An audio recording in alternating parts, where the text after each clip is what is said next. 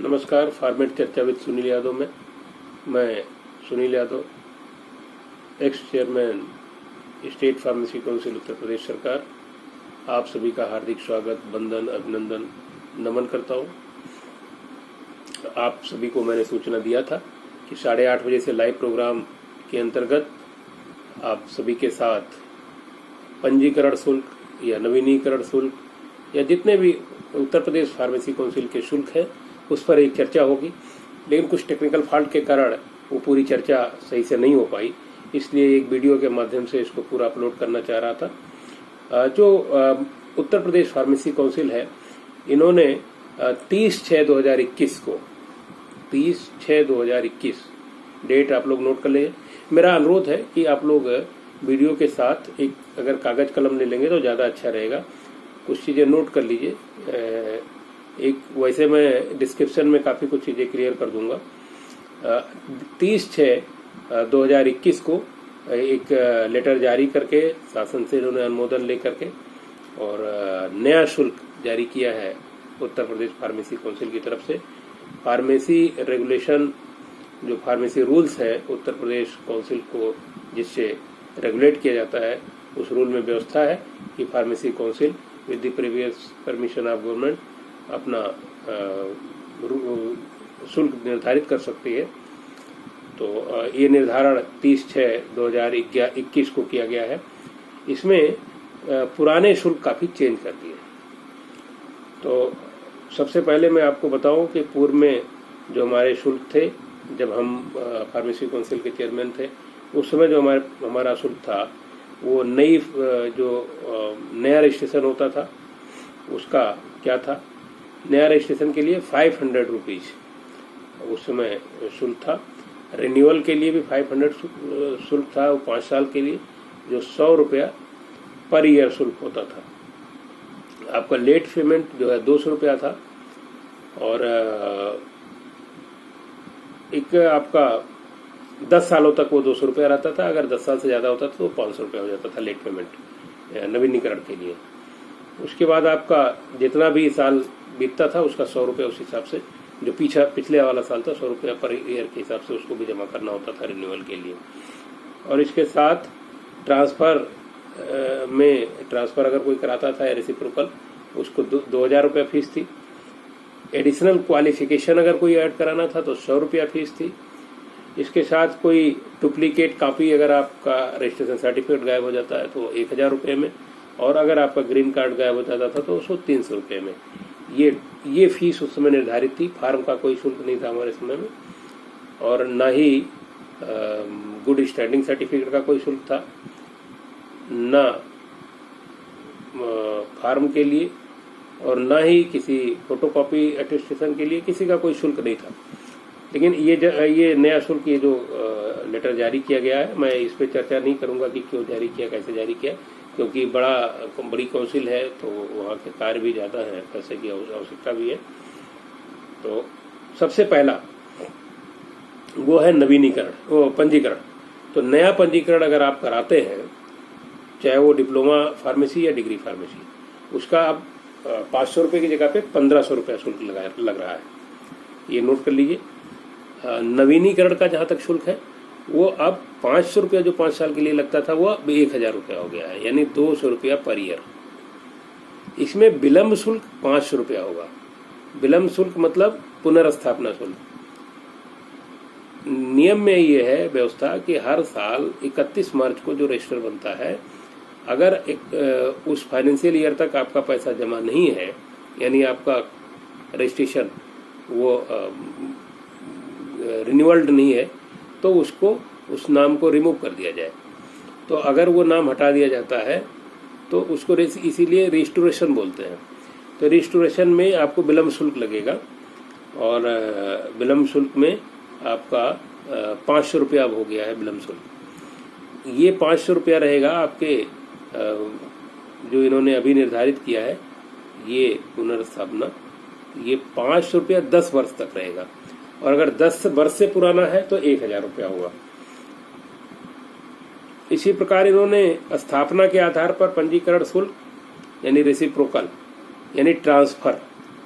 अगर इस फार्मेसी को एक्ट में व्यवस्था है, आप कहीं भी भारतवर्ष में कहीं भी प्रैक्टिस ऑफ फार्मेसी आप कर सकते हैं। वहाँ का निवास प्रमाण पत्र लगा करके, जहाँ पे आप प्रैक्टिस करना चाहते हैं वहाँ का निवास प्रमाण पत्र लगा के आपको अपना पंजीकरण वहाँ से स्थानांतरण करा करके जिस राज्य में आप प्रैक्टिस ऑफ फार्मेसी कर रहे हैं उस राज्य में स्थानांतरित कर लेना होता है। इसमें व्यवस्था ये होती है कि जब आप वहाँ पर पंजीकरण के लिए आवेदन करेंगे तो जो पूर्व स्थान पे आपका पंजीकरण था वो वहाँ से निरस्त कर दिया जाएगा। एनओसी वहाँ से जारी हो जाती है और उस एनओसी के आधार पे जहाँ पे आप अभी वर्तमान में पंजीकरण फार्मेसी प्रैक्टिस कर रहे हैं उस राज्य में, उस राज्य की स्टेट फार्मेसी काउंसिल में पंजीकरण हो जाता है उनकी एनओसी के आधार पे। लेकिन जहाँ पे अभी तक था वो कैंसिल हो जाएगा। यानी पूरे भारत में आप कहीं भी प्रैक्टिस ऑफ फार्मेसी कर सकते हैं, लेकिन पंजीकरण आपका उसी राज्य में होगा जहाँ प्रैक्टिस कर रहे हैं, दूसरी जगह का पंजीकरण आपका निरस्त हो जाएगा। तो अगर आप इस तरीके का कोई ट्रांसफर कराते हैं तो उसका शुल्क जो है अब 5,000 रुपया हो गया, जो पहले 2,000 रुपया था। इसको रेसिप्रोकल बोलते हैं।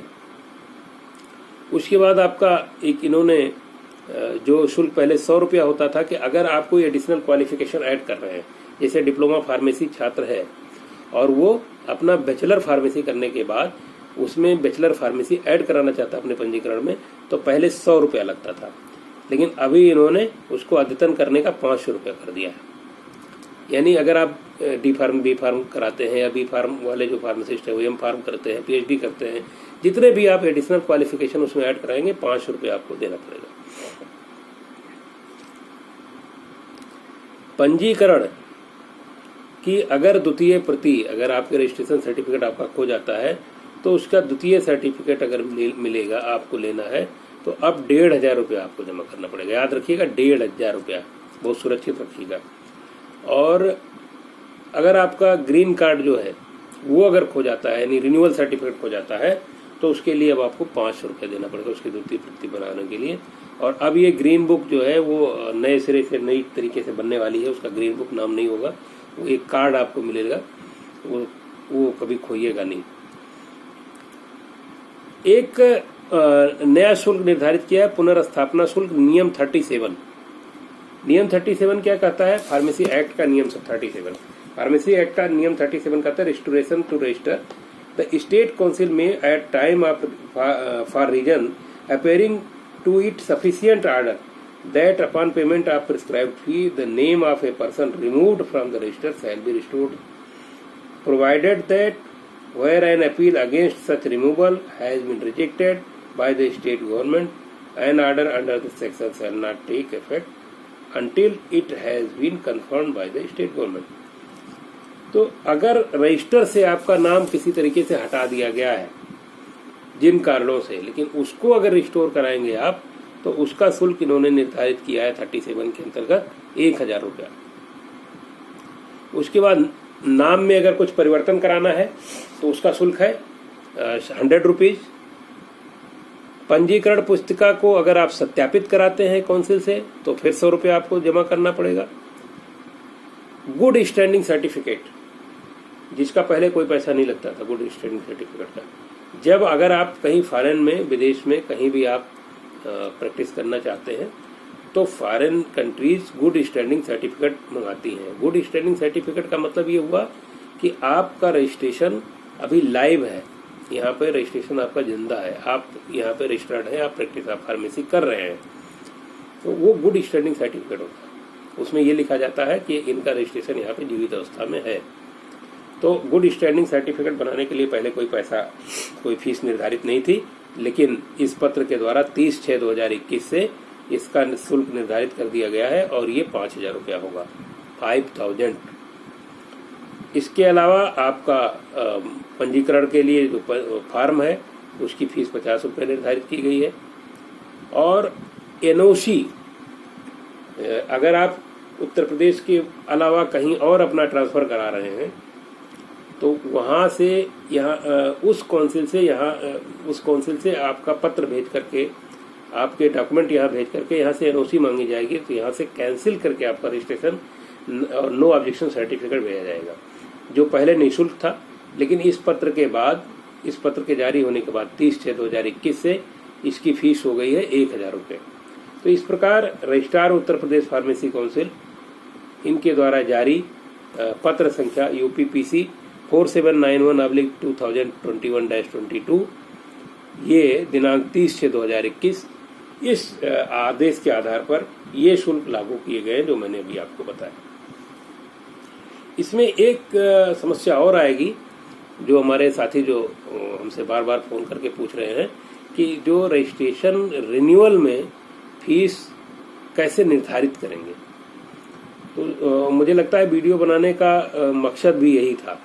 इसके पहले चूंकि फीस जो है निर्धारण वही ऑफिस में आके हो जाता था तो ज़्यादा किसी को सोचना नहीं पड़ता था, लेकिन अब फीस निर्धारण आपको खुद वहाँ पे करना होगा। तो मैं आपको एक चीज़ नोट करा देता हूँ, इसको नोट कर लीजिए कि अब वर्तमान में जो रेट है वो आपको बता दिया हमने कि अब अगले 5 साल के लिए आपको 1000 रुपये जमा करना होगा। विलम्ब शुल्क जो इधर लगेगा यानी 30/6/2021 के पहले वो विलम्ब शुल्क अलग है। वो विलम्ब शुल्क जो है पुराने विलम्ब शुल्क में 200 रुपया हुआ करता था जो वो 500 रुपीज है। इसके अलावा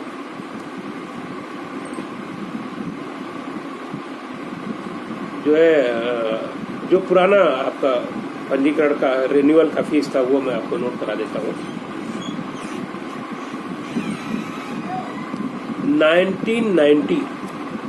1990 उस समय 5 रुपया पर एनम था, 90 तक 5 रुपया पर साल पर ईयर वो रजिस्ट्रेशन का रिन्यूअल शुल्क होता था।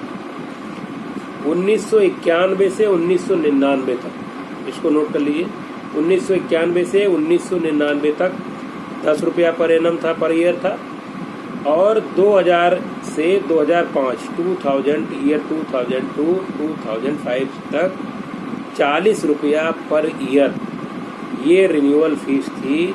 और 2006 से अभी तक यानी 2011 तक ये फीस आपकी 100 रुपया पर साल पर ईयर थी, पर एनम।